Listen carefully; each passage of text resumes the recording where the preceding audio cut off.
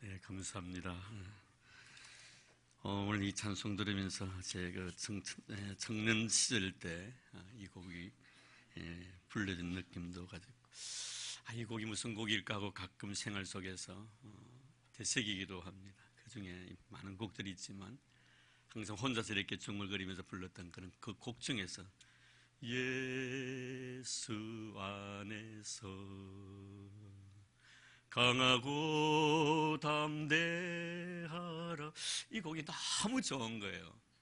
우리도 죽으면 이 곡이 너무 좋아가지고 가끔 이렇게 흥얼거리기도 합니다. 오늘 정말 은혜 참 많이 받았습니다. 예수 안에서 강하고 담대한 우리 성도들 되기를 주의 이름으로 축복합니다.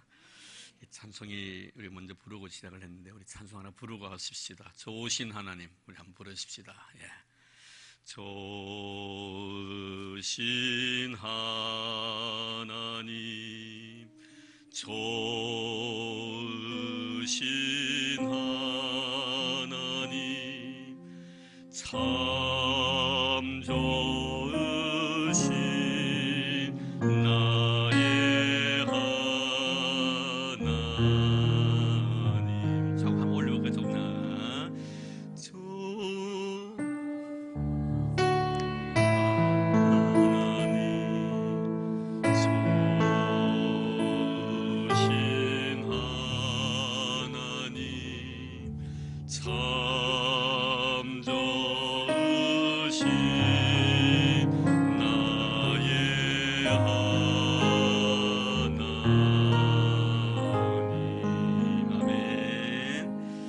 하나님은 참으로 좋으신 분 같습니다. 그치요? 믿습니까? 나에게도 좋고 또 여러분들에게 좋고 우리 교회도 모든 분들에게 너무나 좋으신 하나님, 그 좋으신 하나님께서 오늘도 좋으신 모습으로 여러분들에게 다가가 주실 줄로 믿습니다. 오늘 그 하나님, 좋으신 하나님께 우리에게 지금 네가 어디 있는가 하는 네 자신의 소속에 대한 물음을 하시고 계십니다. 우리가 마태복음 21장 말씀에 보면 예수님께서 십자가를 지시기 전에 예루살렘에 입성을 하십니다.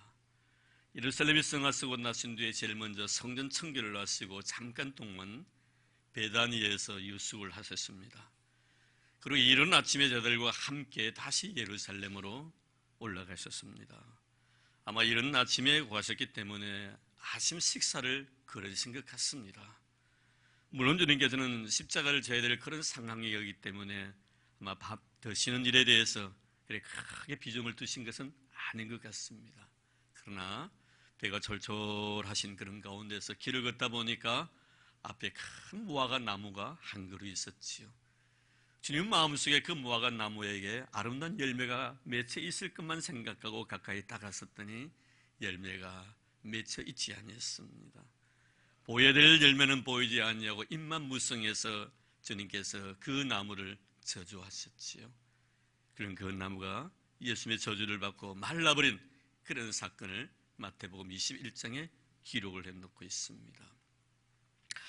오늘 본 말씀에 보면, 오늘 요한복음 15장 말씀은 하나님과 그리고 우리 예수님 그리고 우리의 관계를 농부와 포도나무와 가지의 관계를 통해서 잘 설명해 주시고 있습니다. 오늘 여전히 이 말씀에 보면 5절에 오늘 보내 그간 내 안에 내가 그 안에 거하면 사람이 열매를 많이 맺나니 나를 떠나서는 너희가 아무것도 할 수 없다라고 말씀하시면서 그 다음 8절 말씀에 가보면 너희가 열매를 많이 맺으면 내 아버지께서 하나님께 영광을 받으실 것이고 너희들은 내 제자가 될 것이라고 말씀하셨습니다.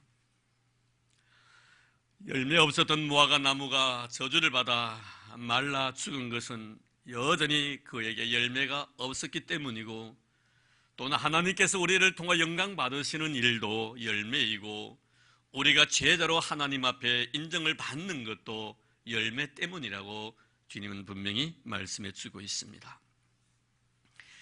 이런 그렇습니다. 제자됨의 조건도 하나님의 기쁨도 다 열매 있다. 자, 그러면은 오늘 말씀 속에 나타나 있는 이 열매는 그럼 과연 뭘 의미하는가? 그 열매라는 것은 바로 신앙 인격을 두고 하는 말입니다.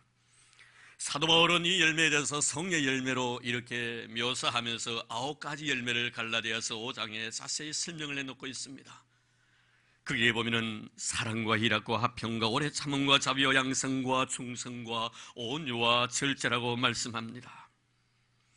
그렇습니다. 우리가 신앙생활 해나가면서 내 신앙의 인격이 성숙되어 간다. 성숙이란 것은 열매를 말하는 것입니다. 신앙 인격이 성숙되어 갈 때 나로 인해서 하나님이 영광을 받으시고 나 역시 예수 그리스도의 제자가 된다는 것입니다. 사랑하는 성도에, 우리는 이런 아름다운 신앙 인격들이 날마다 성숙되어 가서 아름다운 열매가 맺힘으로 인해서 하나님이 나 때문에 기뻐하시고 또 나로 인해서 온 교회와 성도가 즐거워하고 내가 주 예수 그리스도의 제자됨을 만방에 알려줄 수 있는 그런 축복된 여러분 되기를 주의 이름으로 축복합니다.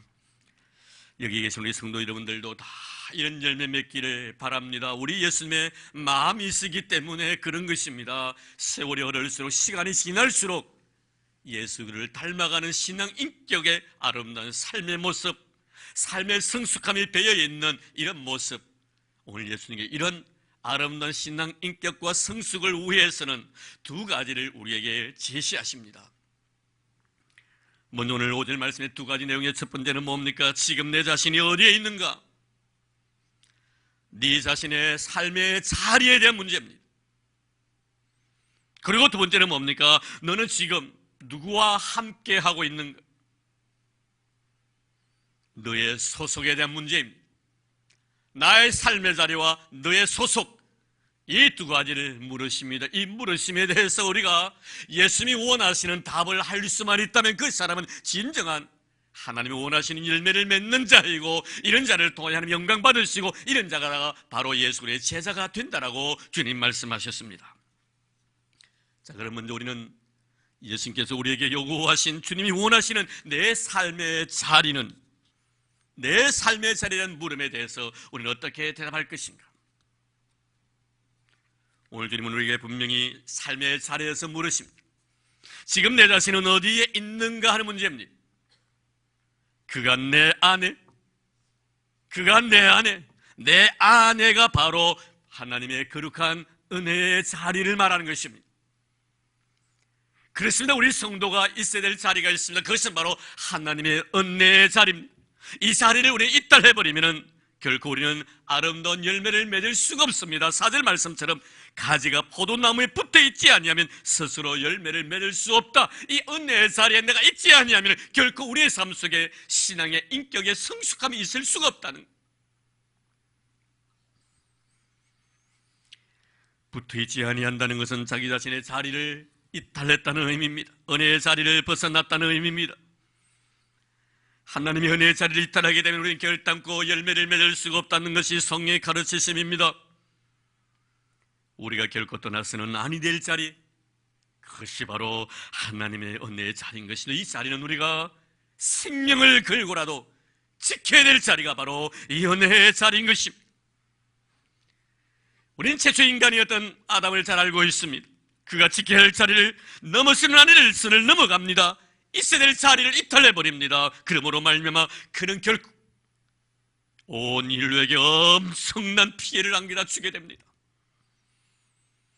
그래서 자신의 자리를 이탈한, 하나님의 거룩한 은혜의 자리를 이탈했던 이 아담에게 주님 뭐라고 말씀하십니까? 아담아, 네가 어디 있느냐라고 물으십니다. 그의 아들 가인도 마찬가지입니다. 그는 끝까지 지켜야 될 은혜의 자리, 예배의 자리를 이탈해버립니다. 일로 이런 결과는 그의 동생을 죽이는 최초의 살인사건이 그 가족에서 나타납니다. 우리가 하나님께로부터 받은 이 아름다운 은혜의 자리, 예배의 자리를 우리가 이탈해버리면 생명을 죽이는 이런 일이 나타난다는 것을 분명히 성경 우리에게 말씀해주고 있습니다. 꼭 칼을 들고 사람을 찔러야만 생명을 죽이는 것입니까? 아닙니다. 말을 통해서도 사람의 생명을 죽일 수 있습니다. 오늘 이 장로님이 그런 말씀도 해주셨습니다. 우리가 지난 1절 동안 살아오면서 나의 마음, 나의 언어로 내 행동을 통해 지언죄를 고백하게 해달라는 그런 기도를 드렸었습니다. 여러분, 충분히 우리는 말을 통하여 상대방을 죽일 수 있습니다. 왜 우리가 상대방에게 칼과 같은 뾰족한 말을 쏟아붓습니까? 내가 그 순간의 예배의 자리를 이탈했기 때문에 그런가. 그러나 우리가 성경 말씀에 보면은 자신의 은혜의 자리를 지킴으로 인해서 하나님 앞에 축복받은 많은 사람들이 성경에 소개해 놓고 있습니다. 먼저 우리는 욥을 볼까요? 욥은 그에게 베푸신 하나님의 은혜, 그 자리를 이탈하지 않습니다. 혹시 우리가 성경을 볼 때마다 인본주의 사고방식으로 인간에게서부터 출발하면 욥이 대단한 믿음의 사람으로 평가될 수가 있을 것입니다. 그러나 우리가 신본주의 입장에서 하나님의 눈으로 바라보면 욥이 그토록 엄청난 시련과 어려움 속에서도 이 시련과 어려움을 이길 수 있었던 원동력은 욥에게 있은 것이 아니라 하나님에게 있었다는 것을 알 수가 있습니다. 하나님께 그에게 참고 견딜 수 있는 은혜를 주셨기 때문에 욥은 참고 견뎠습니다. 그래서 우리는 참고 견뎌나갔던 욥을 찬양하는 것이 아니라 참고 견딜 수 있는 은혜를 주신 하나님을 찬양할 수 있는 자가 되어야 합니다. 우리가 사도행전을 보면 이 내용이 나오는데 사도행전 6장 말씀에 보면은 초대 공동체 예루살렘 교회 서로 사랑하며 서로 돌아보면서 남을 먼저 생각해 줄 알았던 그것이 구제하는 일로 말미암아 서로에 대한 원망이 생기게 됩니다. 이때 성령님은 사도들의 마음을 감동시키시고 사도들로 하여금 자기 자신의 자리를 다시 한번 재확인하게 만듭니다. 이때 사도들이 뭐라고 말합니까? 7명의 집사를 선출해서 구제하는 일을 그들에게 맡기고 우리는 기도하는 일과 말씀 증거하는 일에 전무하겠노라고 말합니다. 하나님의 은혜가 그렇게 만든 거예요. 그들이 통찰력이 있어서도 아닙니다. 사람의 심리를 파악할 수 있는 그런 힘과 능력을 가졌기 때문도 아닙니다. 어느 누구보다도 사도들의 믿음이 좋아서도 아닙니다. 하나님께서 그들에게 은혜를 베푸셔서 자기 자신의 자리를 재확인하게 만드셨기 때문입니다. 사도의 자리는 기도하는 자리요, 하나님의 거룩한 말씀을 증거하는 그곳이 바로 사도의 사도됨의 의미라는 것을 알게 됩니다. 결국 하나님께서는 이 교회에 엄청난 은혜를 부어주십니다.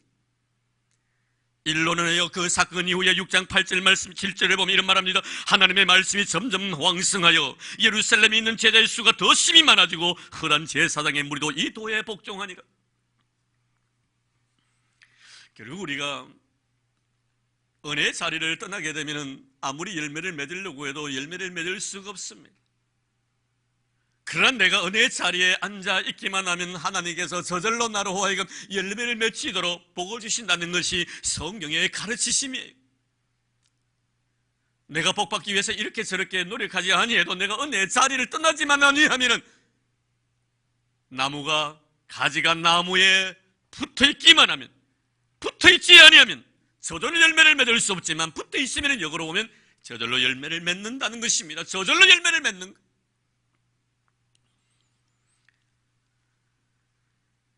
사울과 다윗의 관계를 우리가 보면 하나님의 자리를 이탈한 자와 하나님의 자리를 끝까지 지킨 자의 대조적인 모습을 성경은 자세히 우리에게 설명해 줍니다.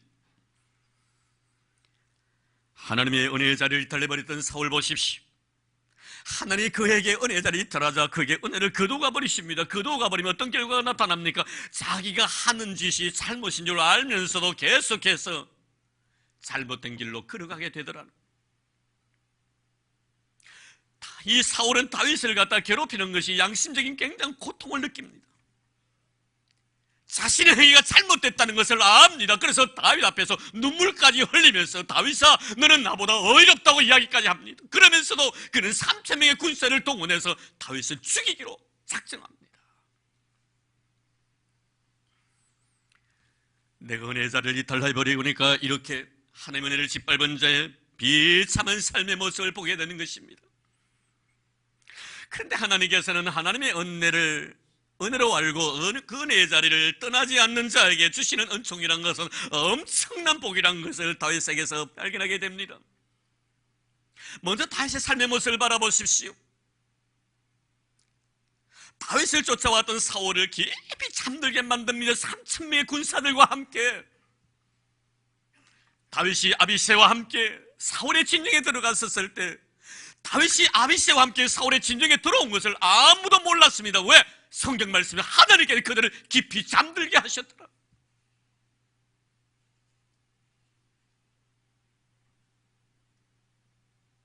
다윗이 사울의 머리밭에 있는 물병을 겨누러 갑니다. 이때 아비새가 말합니다. 하나님께서 당신에게 사울의 생명을 맡겨주셨다고, 죽이라고, 절호의 기회라고. 그러나 여러분, 다윗 보십시오. 이런 상황 속에서도 하나님의 그런 은혜의 자리를 절대로 이탈하지 않습니다. 그 아비새에게 한 말이 무엇입니까? 내가 손을 들어 여호와의 기름 부음 받은 자를 치는 것을 여호와께서 금하시나니. 여러분, 이런 모습을 바라보고 와, 정말 다윗은 대단한 믿음의 사람이라고 여러분 말하지 마십시오. 물론 믿음의 사람입니다.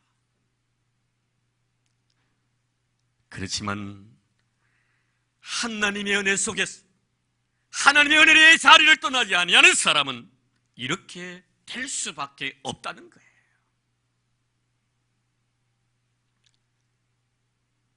여러분, 하나님께서 하나님의 은혜의 자리에 속에 살아가는 사람들에게, 하나님의 은혜를 은혜로 아는 사람에게는 더 이상 죄를 지을 수 있는 기회를 그에게 주지 않는다는 거예요. 그래서 요한복음 15장 보면 가지가 나무에 붙어있지 않으면 스스로 열매를 맺지 못한다. 사울을 두고 하는 말입니다. 아무리 열매를 맺고 싶어도, 아무리 하나님 원하는 삶으로 살아가고 싶어도, 다윗을 위하는 사람이 되고 싶고, 내가 다윗에게 행한 일이 잘못된 것을 알고 방향 전환을 하고 싶어도 안 되더라 이 말이에요. 왜? 가지가 나무에서 붙어있지 않기 때문에. 그러나 가지가 나무에 붙어있으면 스스로 열매를 많이 맺는 다윗을 두고 하는 말입니다.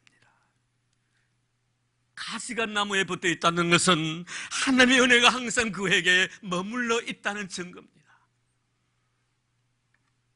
다윗의 생애 속에서 가장 감동적인 사건도 하나 더 설명드릴까요? 사무엘상서 25장에 보면은 하나님의 은혜 속에 살던 다윗을 위하여 하나님께서 아비가일이라는 한 여인을 등장시킵니다. 다윗이 사울에게 의해서 참 고통을 당하고 있을 때 그를 추종했던 사람들이 600명입니다. 이때 마온이라는 곳에 살고 있던 나발이라는 한 부자가 있어 이 부자의 재산을 이들이 지켜주었지요. 대가를 바라는 것은 아니었습니다. 탈취하지도 않았습니다. 도둑질 한 적도 없습니다. 그러다가 다윗이 군사가 많다 보니까 식솔들이 너무 많아서 정말 많이 시장했던 모양입니다. 그래서 마온에 있는 나발에게 소년 10명을 뽑아가지고 좀 가가지고 참 너무 배가 고프고 시장하니까 당신에게 먹을 것이 있으면 조금 도와달라고 요청을 합니다. 이때 나발이 다윗이 보냈던 이 10명의 소년들 앞에서 다윗에게 아주 모욕적인 발언을 합니다. 그 발언을 들은 다윗이 굉장히 화가 났습니다. 견딜 수가 없었습니다. 그래서 200명의 군사들은 자신의 재산을 지키게 만들고 400명의 군사들에게 허리에 칼을 차라고 했습니다. 400명의 군사를 거느렸다는 것은 아마 나발에게 엄청난 많은 부자였기 때문에 종들이 많았던 것 같습니다. 나발을 죽이고 싶었기 때문입니다. 이 소식을 접했던 아비가일이, 나발의 부인이었던 이 아비가일 젊은 여인이 다윗에게 옵니다. 다윗에게 와가지고 통사등을 하면서 자비를 구합니다. 얼마나 감동적인 말이었던지 다윗이 그 마음의 결심을 꺾어버립니다. 이때 여러분, 그 아비가일 앞에서 다윗이 한 말을 여러분 잘 기억하고 계십니까?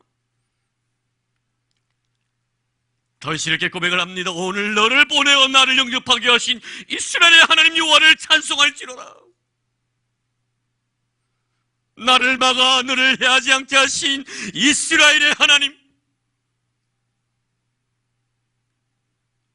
다윗으로 하여금 더 이상 죄를 짓지 못하도록 그 일을 차단해버리신 하나님을 찬송한다라고 다윗은 고백하고 있습니다. 이는 다윗이 믿음이 좋아서 나발을 죽이지 아니했습니까? 의지가 강한 사람이기 때문에 그랬습니까? 하나님께서 그로 하여금 더 이상 죄를 짓지 못하도록 그 길을 아비가일을 통하여 차단시키십니다. 그래서 다윗이 뭐라고 합니까? 너를 보내신 우리 하나님 앞에 찬송을 돌릴지로다. 너를 나에게 보내서 나로 하여금 죄를 짓지 않게 하신 하나님, 이스라엘의 하나님을 찬송한다라고 말씀하고 있습니다. 사랑하는 성도 여러분, 지금 여러분 스스로에게 한번 물어보시기를 바랍니다. 나는 정말 지금 하나님의 은혜 안에 있는가? 아니면 나는 은혜 밖에 있는가? 내가 열매를 맺어 하나님 앞에 영광이 되고, 내가 열매를 맺음으로 말미암아 예수님의 제자가 될 수 있는 이 아름다운 은혜의 자리, 은혜 자리를 떠나지 마시기를 바랍니다.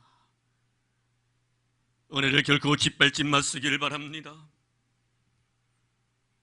나같이 허물 많고 나같이 부족한 사람을 사랑해 주신 것이 하나님의 은혜입니다. 그런데 어찌하여 우리가 형제의 잘못에 대해서 우리가 비판합니까? 이것은 바로 하나님의 은혜를 짓밟는 행위라는 것을 우리는 잊어버려서는 안 됩니다. 나는 하나님 앞에 용서받아도 되고 저 사람은 나에게 용서받아서는 안 된다. 이건 하나님의 은혜의 의미를 알지 못하는 자입니다. 하나님의 은혜의 자리를 우리가 이탈하지 아니할 때는 하나님께서 그에게 더 한없는 은혜를 부어주십니다. 그래야만이 우리가 아름다운 열매, 좋은 열매를 맺게 될 줄로 믿습니다. 이런 은혜가 있기를 주의 이름으로 축복합니다. 그 다음에 우리가 한 가지 더 말씀 무엇입니까? 너는 지금 누구와 함께 하고 있느냐는 그 소속에 대한 말씀을 물으십니다. 주님 말씀하십니다. 나를 떠나서는 너희가 아무것도 할 수 없느니라. 나를 떠나서는 너희들이 아무것도 할 수 없느니라. 우리가 있어야 할 자리, 누구와 함께 하고 있는,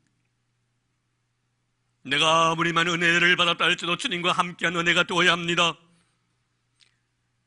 은혜를 받았다고 하면서 내가 주님과 함께하지 아니하고 내가 나와 함께하고 있을 때 그 은혜는 은혜가 되지 못한다는 사실을 분명히 말씀해 주고 있습니다. 나를 떠나서는 너희가 아무것도 할 수 없느니라.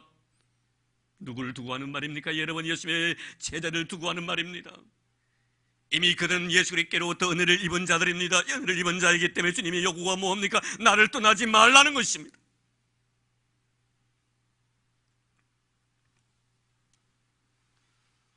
우리는 성경에 보면 죽음을 보지 아니하고 하늘에 들려받은 구약의 두 사람 잘 알고 있습니다. 엘리야 그리고 에녹입니다. 우리 에녹에 보면은 주의 선지 에녹같이 우리들도 천국에 들려 올라갈 때까지 주와 같이 걷겠네. 한 걸음 한 걸음 주 예수와 함께 날마다 날마다 우리는 걷겠네. 이 에녹이라는 사람의 삶의 모습을 우리가 성경에서 가만히 생각하면 참 은혜롭습니다.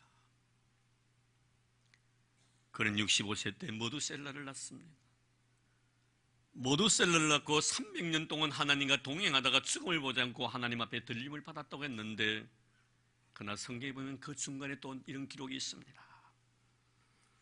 창세기 5장 21절 24절 보면 에녹은 65세 때 모두셀라를 낳고 모두셀라를 낳은 후 300년을 하나님과 동행하며 자녀를 낳았으며 300년 동안 동행하며 자녀를 낳았으며, 여러분, 하나님과 함께 한다는 의미가 여기서 분명히 우리에게 제시하고 있습니다. 그는 모두셀을 낳고 난 뒤에 300년 동안 하나님과 동행하며 세상 사는 사람들과 어울리지 아니하고 가정에 충실하지도 아니하고 저 산으로 들로 돌아다니면서 홀로 고고한 척하면서 조용히 자신의 생애를 보내다가 하나님께 불러서 천국 갔다 이렇게 말씀하고 있지 않습니다. 자녀를 낳았다는 것, 자신에게 주어진 생활에 충실하는 가운데서도 하나님과 동행하는 삶을 살았다. 진정한 동행의 의미가 무엇인가를 우리에게 가르쳐주고 있습니다. 제가 언젠가는 명심보감을 보니까 이런 글이 읽더라고요. 조용함 속에서 조용함을 찾는 것은 진정한 조용함이 아니라, 그러나 시끄러움 가운데서 고요함을 찾는 것이 진정한 고요함이다. 어느 누구든 고요 속에서 고요를 다 느낄 수가 있습니다.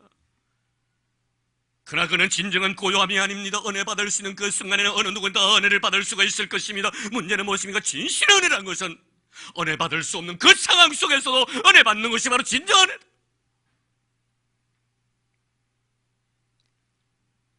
세상적인 모든 일들이 잘 되고 성공하고 내가 생각했던 대로 모든 것이 형통할 때 어느 누구인들 하나님 앞에 나서 찬송하지 못할 자가 누가 있겠습니까? 그러나 진정한 욕과 같은 그런 고난 속에서 찬송할 수 없는 그 상황 속에서 하나님 앞에 찬송하고 감사하는 자가 진정한 예배다라는 것을 우리에게 제시하고 있습니다. 에녹 300년 동안 그는 자리를 놨다고 했습니다. 저는 우리 성도들이 하나님과 동행하는 것이 무엇인가를 이 말씀을 통하여 발견한 여러분 되기를 주의 이름으로 축복합니다. 여러분의 삶 속에 충실하십시오. 그리고 그 삶 속에 늘 하나님을 가슴에 품고 살아갈 수 있는 여러분 되기를 바랍니다.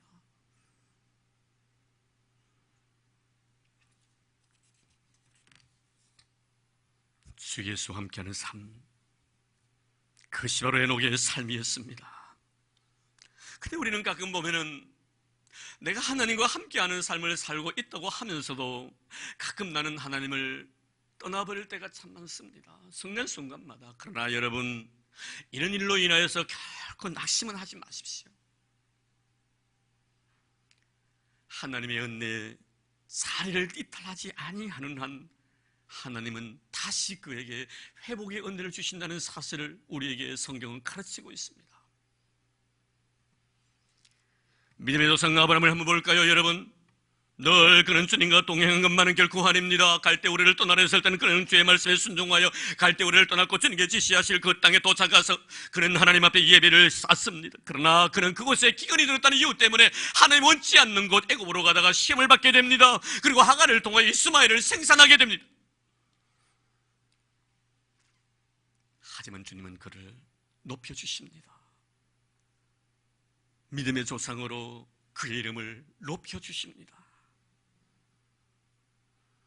중요한 것은 그가 믿음이 좋아서 믿음의 조상이 된 것이 아니라 하나님께 그를 믿음의 조상으로 인정해 주셨다는, 이게 바로 칭의입니다. 내가 의로웠을가 아니라 하나님께 나를 의롭다고 인정해 주었을 뿐인 겁니다. 조금 전에 말씀을 드려 아브라함 보십시오. 하나님이 원하지 않는 일도 했습니다. 또한 그의 아내 사라 역시 마찬가지입니다. 하나님께 그의 가정에 방문해서 네 가정에 내년 이맘때에 자녀를 주겠다고 했을 때 사라도 웃었고 아브라함도 이 귀한 말씀을 신뢰하지 않았습니다. 그러나 신실하신 하나님께서는 그 가정의 약속대로 아브라함이 100세 되던 때 이삭을 주십니다. 이는 이삭을 받은 것이 그의 믿음이 좋았기 때문에 받았습니까?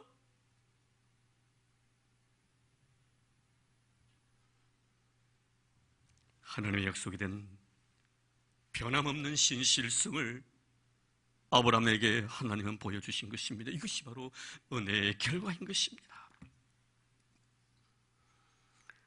내가 하나님의 은혜 속에서 나의 소속이 하나님에게만 있다면, 하나님은 가끔 나의 믿음과 상관나지 아니해 내 믿음이 그렇게 뛰어나지 아니해도 뜨거운 열정이 없다 할지라도 하나님께 나를 통하여 이루시고자 원하시는 일을 이루신다는 것이 성경이 우리에게 주신 귀한 영적 교훈인 것입니다. 이는 그렇습니다. 내가 이날까지 살아오면서 내가 하나님께로부터 받은 은혜가 너무나 큽니다. 그 모든 것들을 여러분들이 하나님 앞에 요구해서 얻었습니까? 글쎄요, 저의 신앙 고백은 그렇게 하나님 앞에 말씀드리고 싶은 생각도 없고 그런 말씀드릴 자격도 없는 나의 자신입니다. 물론 내가 필요해서 하나님 앞에 기도함으로 말며 얻어진 것도 많이 있겠지만, 그거보다 내가 원치도 아니었지만 내가 하나님 앞에 소속해 있고 내가 하나님 앞에 함께 살아가는 이유 하나 때문에 내가 원하지도 않았고 바라지도 않았지만 나의 필요를 그분께서 아시고 채워준 것이 더 많더라, 이 말씀입니다. 할렐루야. 나는 그런 은혜 속에 살아가는 우리 성도들 되기를 주의 이름으로 축복합니다.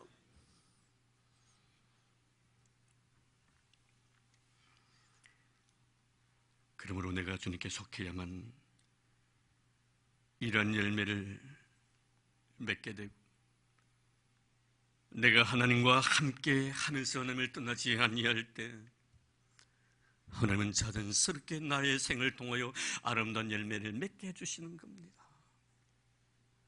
왜 그다지도 오랫동안 신앙생활을 해나갔는데도 불구하고 내 신앙의 인격은 여전히 변하지 않고 그대로인가? 곰곰이 한번 생각해 보십시다. 나는 정말 주님의 은혜의 자리에 있었던가? 그리고 그 은혜의 자리 속에서 주님과 함께 나는 동행하며 살아갔던가?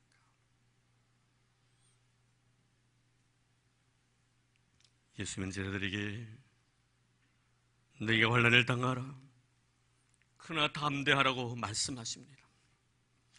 우리 하나님께 나에게 허락해 주신 아름다운 은혜의 자리를 떠나게 하기 위해서 세상은 나에게만 환난을 주실 것이고 어려움을 줄 것입니다. 그러나 주님 말씀하십니다. 그런 가운데서 너희는 담대하라, 내가 세상을 이기었노라. 예수님의 제자였던 사도 요한은 세상을 이기는 이김은 이것이니 믿음이라고 말씀합니다. 다메섹 도상에서 예수 그들을 아련했던 사도 바울은 이 믿음은 하나님이 나에게 주신 선물이라고 했습니다. 히브리서 기자는 뭐라고 말합니까? 이런 믿음을 가지고 살아가는 사람은 세상이 감당치 못한다라고 말씀합니다.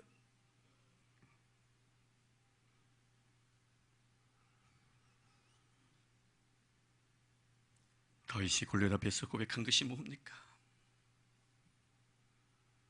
나는 은혜의 자리를 끝까지 이탈하지 않겠다는 것입니다. 그리고 하나님은 지금 이 순간에 나와 함께하고 있다는 것이죠. 그래서 골리앗에게 뭐라고 말합니까? 덤빌 테면 덤벼 보아라는 것입니다. 사랑하는 성도 여러분, 오늘도 하나님께서는 우리에게 내 심령의 은혜의 자리에 머물기를 원하고 계십니다. 그리고 베푸신 그 은혜의 자리에 주님은 함께 하기를 바라고 계십니다. 주님 여러분의 손을 붙들기를 원하고 계십니다. 그리고 그분은 말씀합니다. 내가 네 손을 붙들어 줄 터이니 네 손을 내밀라고 말씀합니다. 우리 이런 찬송이 있잖아요. 주님요, 내 손을 꼭 잡고 가소서. 주님요, 이 손을 꼭 잡고 가소서. 약하고 피곤한 이 몸을 폭풍우감 속에 치서 빛으로 손잡고 날 인도하소서.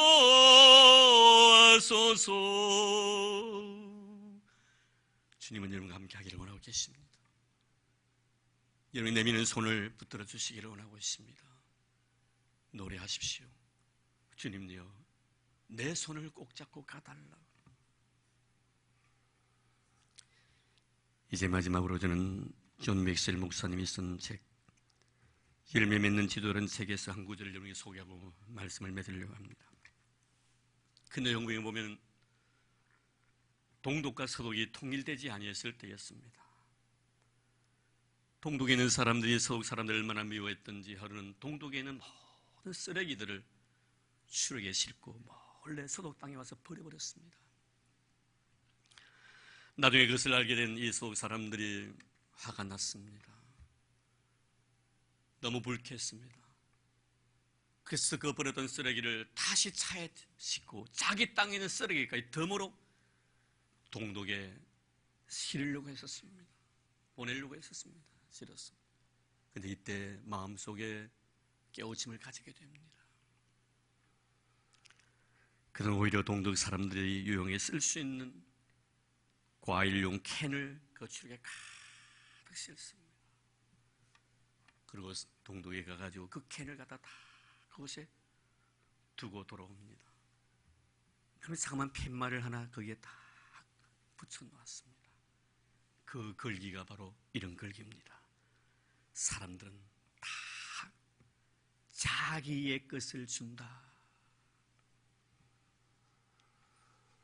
잊지 마십시다.